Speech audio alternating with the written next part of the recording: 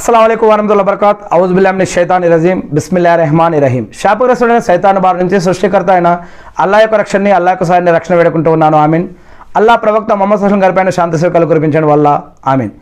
ఖురాన్ మరియు హదీసుల ఆధారంగా ఈనాడు మనం అదేవిధంగా ఇస్లాంలో ఉన్నటువంటి 7 అనేటువంటి సంఘటనకు సంబంధించిన కొన్ని చారిత్రక విషయాలు మనం తెలుసుకోబోతూ ఉన్నాం. నిన్న మనం అల్లాహ్ యొక్క దయ వల్ల తెలుగు బుఖారీలో 40 అనేటువంటికి సంబంధించినటువంటి కొన్ని చారిత్రక విషయాలు తెలుసుకోవడం జరిగింది. అంతేగాని ఒక్కడొక విషయం 7కు కానీ 40కి కానీ 786కి కానీ ఇస్లాంలో ఎటువంటి ప్రాధాన్యత లేదు. వాటిని తావీజుగా కట్టుకోవటం కానీ నమ్మటం కానీ ఇస్లాంలో లేదు. వాటికి ఎటువంటి మంత్రశక్తి లేదు. కేవలం సంఘటనలు జరిగిన విషయాలని తెలుసుకుంటూ ఉన్నాం. చారిత్రక విషయాలు అంత మాత్రమే.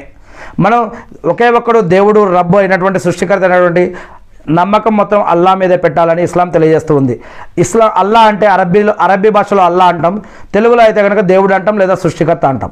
అరబ్బీ భాషలో ఖురాన్ అవతరించింది కాబట్టి అరబ్బీలో దేవుడు లేదా సృష్టికర్త అనే పదాన్ని అల్లా అని అంటాం. మరి ఈ యొక్క 7 అనే సంఘటనలు కనుక చూసినట్లయితే ఖురాన్లో 15వ అధ్యాయం 87వ వాక్యం నేను ముందుగా చదివి దాని తర్వాత ఈ మిగతా విషయాలు ప్రారంభిస్తాం. మరి 15వ అధ్యాయం అల్ హిజ్ర్లో 87వ వాక్యం ఏంటది? మేము నీకు 7 ఆయతులు ఇచ్చి ఉన్నాము. ఆ 7 వాక్యాలు మళ్ళీ మళ్ళీ పదే పదే మళ్ళీ పునరావృతం మళ్ళీ వస్తూనే ఉంటాయి. ఇంకా మహోన్నతమైన ఖురానును నీకు ప్రసాదించాము అని అల్లాహ్ సుబ్హానహు వ తఆలా ప్రవక్త ముహమ్మద్ సల్లల్లాహు అలైహి వసల్లం గారికి తెలియజేస్తూ ఉన్నారు. మరియు నేను ఖురాన్లో ఇంకొకసారి కూడా ప్రారంభించి ఈ యొక్క విషయాన్ని ప్రారంభిస్తాను. ఖురాన్లో మొట్టమొదటి సూరా అల్ ఫాతిహా. దీనికి అనేక పేర్లు ఉన్నాయి. దీంట్లో 7 వాక్యాలు ఉన్నాయి. ముందుగా అపార కరుణామయుడు పరమ కృపాశీలుడైన అల్లా పేరుతో ప్రారంభిస్తూ ఉన్నాను. మొదటి వాక్యం అపార కరుణామయుడు పరమ కృపాశీలుడైన అల్లా పేరుతో ప్రారంభం. ప్రశంసలు పొగడ్తలు అన్నీ అల్లాకు మాత్రమే శోభిస్తాయి. ఆయనే సమస్త లోకాలకు పోషకుడు. మూడవ వాక్యం అపార కరుణామయుడు పరమ కృపాశీలుడు అల్లా.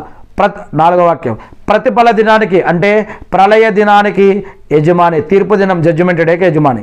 ఐదవ వాక్యం మేము నిన్నే ఆరాధిస్తున్నాము, సహాయం కోసం నిన్ను మాత్రమే అర్జిస్తున్నాము. మేము నిన్నే ఆరాధిస్తున్నాము, సహాయం కోసం కూడా నిన్ను మాత్రమే అర్థిస్తున్నాము.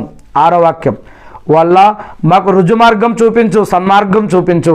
ఏడవ వాక్యం నీవు అనుగ్రహించిన వారి మార్గం, నీ ఆగ్రహానికి గురికాని వారి, అపమార్గానికి లోని కాని వారి మార్గం చూపు.